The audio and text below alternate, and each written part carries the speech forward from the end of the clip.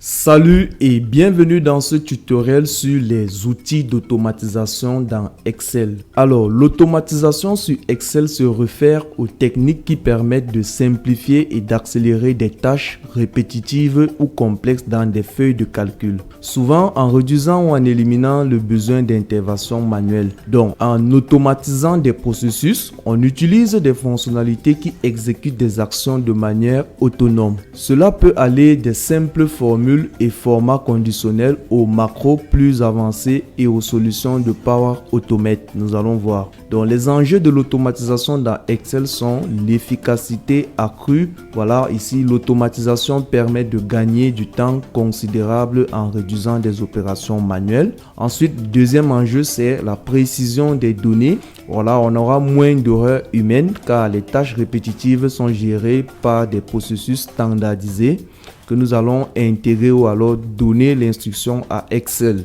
Ensuite, le troisième enjeu est la productivité améliorée. En effet, vous allez libérer du temps pour des analyses de plus grande valeur ajoutée. Donc, vous allez consacrer ce temps que vous allez optimiser à d'autres activités à plus forte valeur. Enfin, donc, le quatrième enjeu ici, c'est l'adaptabilité et l'évolutivité. En réalité, les processus automatisés peuvent être adaptés au fil du temps et ils sont souvent applicables à de grandes quantités de données. C'est ça également l'avantage. Maintenant, l'inconvénient de l'automatisation, c'est que ça peut être complexe la mise en place. Voilà, certaines automatisations nécessitent des compétences techniques un peu poussées. C'est la raison pour laquelle dans le programme de formation Killer Excel Pro, nous avons déjà développé des compétences avancées qui nous permettront donc de booster l'automatisation de nos fichiers Excel. Ensuite, le deuxième inconvénient, c'est la rigidité. En réalité, si les données sources ou les besoins évoluent, il peut être nécessaire de réadapter les automatisations, les formules ou les fonctions que nous avons intégrées dans notre classeur. Ensuite, le troisième et le dernier inconvénient, les feuilles de calcul Excel automatisées peuvent être obsolètes si elles ne sont pas régulièrement mises à jour, puisque les données peuvent évoluer. La structure des données également peuvent changer, donc il est important de mettre à jour nos automatisations dans nos feuilles de calcul afin de les garder. Donc c'est le seul inconvénient là-bas. Et lorsque vous êtes formé, vous savez le faire, c'est pas un inconvénient. Vous le faites rapidement et vous gagnez en temps et vous restez efficient dans votre cadre de travail. Donc très rapidement dans ce tutoriel, nous allons déjà découvrir les différents outils d'automatisation qu'Excel met à notre portée. J'ai recensé le top 8 essentiels que vous devez retenir. Premièrement, on a les formules et les fonctions. Nous avons déjà vu cela dans le module 1 de la formation Killer Excel Pro. Ensuite, le deuxième outil, ce sont les tableaux croisés au module 3. Puis, le troisième outil sont les graphiques dynamiques et les mises en forme conditionnelles dont nous avons abordé dans les modules visualisation des données et l'expert de la mise en forme conditionnelle. Ensuite, le quatrième outil sont les macros où on va voir ici comment l'enregistrer et comment exécuter un macro dans ce module sur l'automatisation avec Excel. Ensuite, le cinquième outil, c'est l'onglet développeur, beaucoup méconnu. Je vais vous montrer comment vous allez créer des formulaires et des contrôles actifs X si ce n'est pas encore le cas, si vous n'avez jamais entendu parler. Ne vous inquiétez pas, on va voir de quoi il s'agit dans la phase pratique.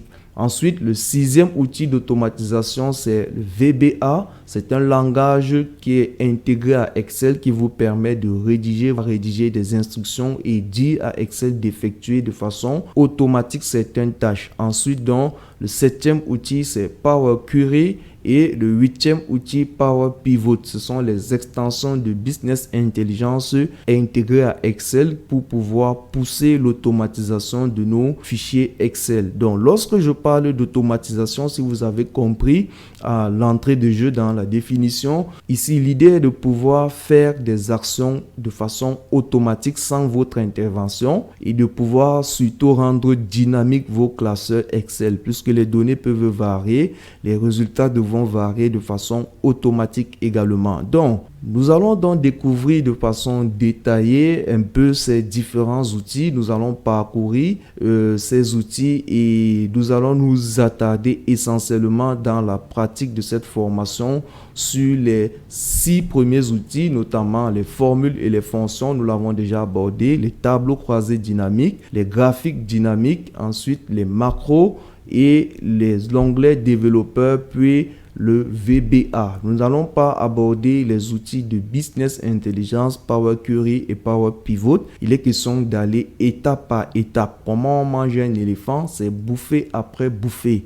Donc, l'idée d'aller progressivement est la meilleure. Voilà la raison pour laquelle nous allons déjà nous attarder sur ces 6 outils d'automatisation dont vous maîtrisez. Vous dépassez largement déjà la majorité des utilisateurs Excel et cela est suffisant pour pouvoir optimiser vos données et dans vos travaux quotidiens. Vous n'avez pas besoin de trop vous casser la tête. Donc, le premier outil que nous avons abordé ici, ce sont les fonctions et les formules Excel. Nous l'avons vu au module 2 du programme Killer Excel Pro, comment utiliser une fonction, les différents types de fonctions en fonction de nos données, bien sûr. Nous avons parcouru les fonctions piliers d'Excel. Voilà, à présent, vous avez toute la maîtrise, toutes les compétences pour pouvoir automatiser le retraitement des données sur Excel avec des fonctions, pour pouvoir automatiser des calculs sur vos données Excel, pour pouvoir automatiser bien de choses grâce à la puissance des fonctions sur Excel ainsi que les fonctionnalités que nous avons abordées. Donc ici, il est question de commencer par la base, les formules et les fonctions. Avec les formules comme les fonctions somme, si, voilà, recherche, vous pouvez automatiser des calculs, vérifier des conditions sans effort. Par exemple, la fonction si vous permet d'appliquer une logique conditionnelle. Si la valeur a dépassé 100, affiche oui, par exemple, sinon affiche non. On a vu des petits jeux comme ça pour pouvoir rendre dynamique nos calculs dans Excel. Donc ici, le rôle est de permettre de réaliser des calculs, comme je disais, de manipuler les données et d'effectuer des analyses. Ensuite, l'importance ici est essentiellement pour l'utilisation dans Excel car constitue la base de l'analyse des données. Et nous avons quelques exemples tels que la fonction somme, moyenne, recherche, V, la fonction si. Nous avons abordé, comme je disais, les fonctions piliers déjà, donc vous les maîtrisez. Ensuite, les limites ici, c'est que ça peut devenir complexe avec des formules imbriquées. Alors, les erreurs peuvent être difficiles à déceler, mais ceci n'est pas une limite pour vous parce que nous avons déjà vu comment éviter les erreurs dans nos formules avec les notions de dollars. Nous avons également vu comment imbriquer des formules de façon posée et avec l'expérience, vous allez pouvoir imbriquer plusieurs formules entre elles afin de pouvoir pousser l'automatisation grâce aux fonctions imbriquées dans vos classeurs Excel. Donc, le deuxième outil que nous allons aborder sont les tableaux croisés dynamiques.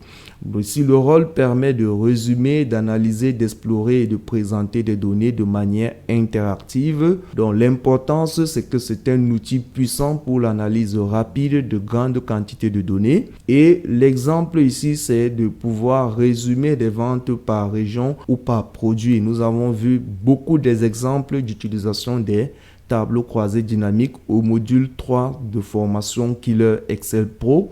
Ensuite, donc, les limites, c'est que ne peuvent pas être utilisés pour des analyses très spécifiques et nécessitent une bonne compréhension des données. Donc, vous devez déjà comprendre l'activité avant de pouvoir bien exploiter les tableaux croisés dynamiques. Ensuite, le troisième outil est le graphique dynamique et les mises en forme conditionnelles qui vont nous permettre donc de visualiser nos données, qui vont nous permettre de faire ce que j'ai appelé le data storytelling. Donc, le rôle ici, c'est de la visualisation des données de manière dynamique et interactive. L'importance est de faciliter la compréhension des tendances et des relations entre vos données. Et l'exemple sont des graphiques en secteur, les histogrammes, des graphiques en courbe, des sparklines, voilà, des graphiques de performance tels que des les bullet graphs. Nous avons vu tous ces différents types de graphiques, comment les concevoir dans la pratique. Et la limite donc de cet outil d'automatisation est que ça peut devenir encombrant si trop d'informations sont à afficher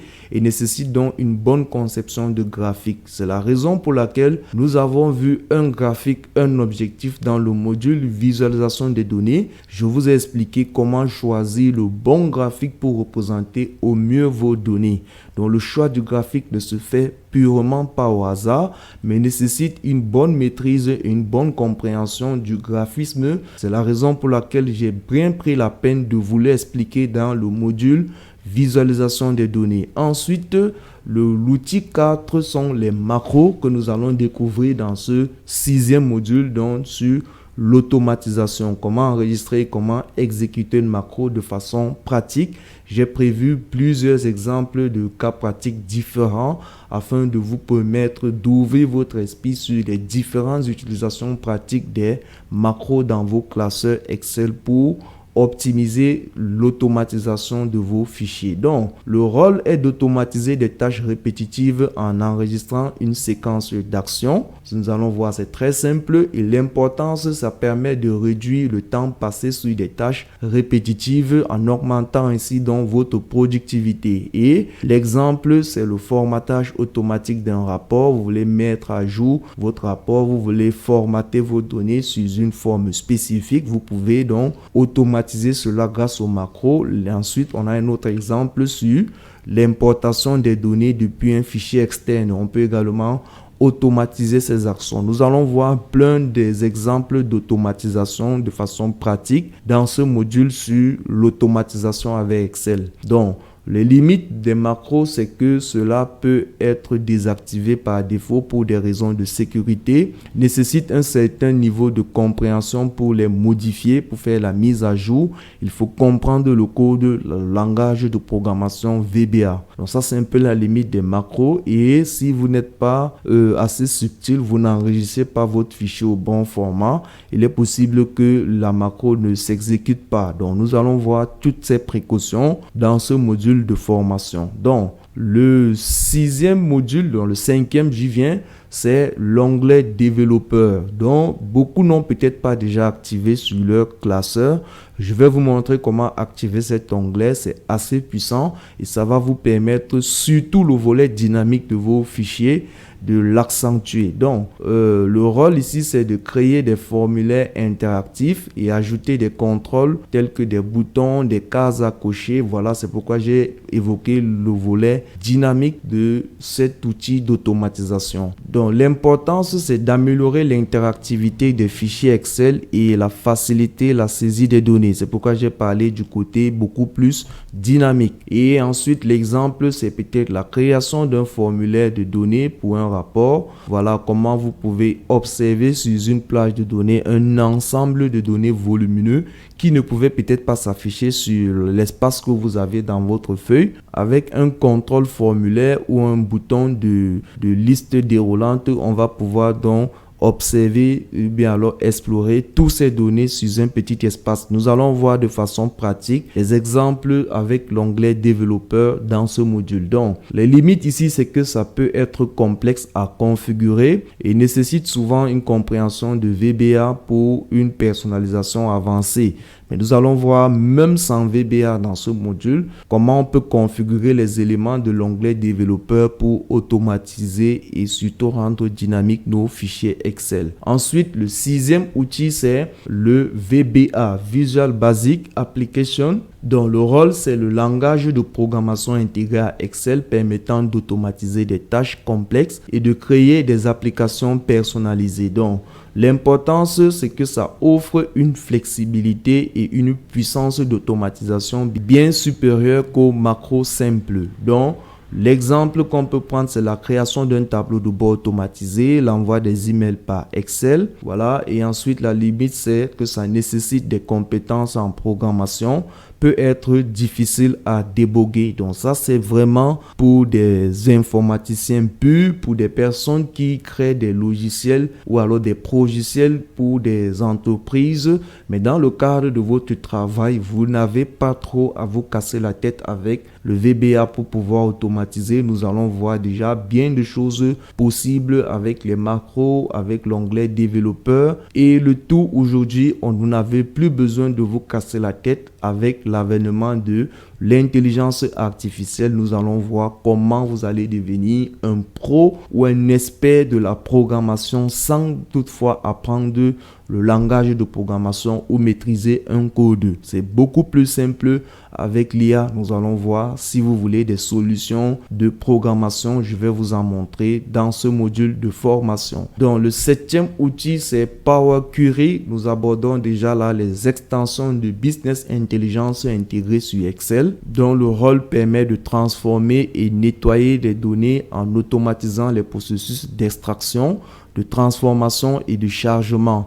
Ce système fonctionne sur le principe ETL, extract, extraire, transforme et load, donc c'est-à-dire recharger. Donc c'est une expression anglaise. Voilà, je vais pas trop vous casser la tête avec le Power Query. Donc le rôle, c'est un outil d'importation, comme je disais, de transformation des données à partir des sources différentes. C'est ça la puissance ici, c'est qu'on peut aller récupérer des données de plusieurs sources différentes, les transformer, les charger donc sur une feuille Excel et les analyser avec naturellement Power Pivot, le second outil de business intelligence intégré à Excel. Donc, l'importance, c'est que ça facilite la préparation et le nettoyage des données avant l'analyse et on va automatiser cette action. Une fois qu'on aura le process, les autres données vont arriver, ça va se mettre à jour automatiquement et le rapport ou le tableau de bord va se mettre à jour automatiquement. Donc, c'est assez puissant pour un certain niveau d'utilisation d'Excel. Donc, les exemples ici sont l'importation des données depuis un fichier CSV, depuis une base SQL et puis on va les transformer pour l'analyse sur Excel. Donc, la limite, c'est que ça peut être complexe pour des utilisateurs novices, nécessite une bonne compréhension de la structure des données.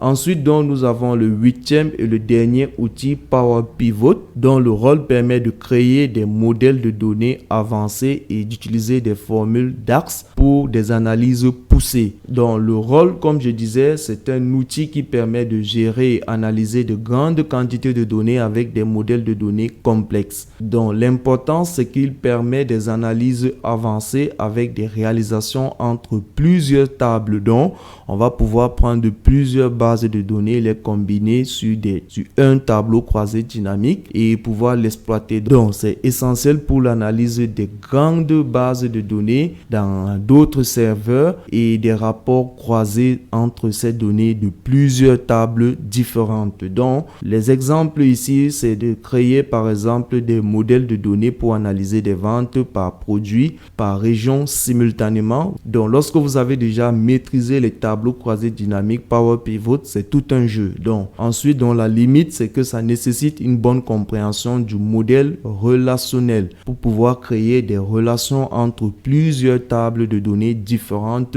Donc, ça peut être complexe à mettre en place, mais une fois que vous allez comprendre le process, le principe, c'est plutôt simple et ça va faire l'objet d'un autre programme de formation, Power Query, Power Pivot et les tableaux de bord, Master en tableau de bord, qui est un programme en préparation qui pourra voir les jours d'ici décembre 2024. Donc, on va dire pour ce résumé que l'objectif de cette leçon ou de ce module est de vous permettre d'avoir une maîtrise parfaite de l'automatisation d'Excel et de rendre dynamique vos fichiers. Donc, en conclusion, maîtriser ces outils vous permettra non seulement d'automatiser vos tâches sur Excel, mais aussi de créer des fichiers dynamiques qui améliorent l'interaction et l'analyse des données. Commencez par les outils les plus simples et usuels, puis progressez vers ceux qui nécessitent plus de compétences techniques. Ça, c'est mon conseil pour ceux qui souhaitent se lancer de façon poussée dans ces outils d'automatisation avec Excel. Donc, nous avons découvert dans ce tutoriel l'ensemble des outils d'automatisation, des formules de base aux macros avancés et même des intégrations avec Power Query et Power Pivot. Donc, merci d'avoir suivi ce tutoriel. Si vous avez trouvé cette vidéo utile, pensez à liker et à vous abonner pour plus de conseils sur Excel. N'hésitez pas à me laisser en commentaire toutes vos questions ou de partager vos expériences d'automatisation dans Excel. Alors, je serai ravi de vous lire, d'avoir vos retours d'expérience une fois que vous allez implémenter tout ce qu'on a vu ici en termes d'outils d'automatisation dans vos classeurs. Alors, je vous dis à très vite dans la prochaine leçon. Ciao, ciao.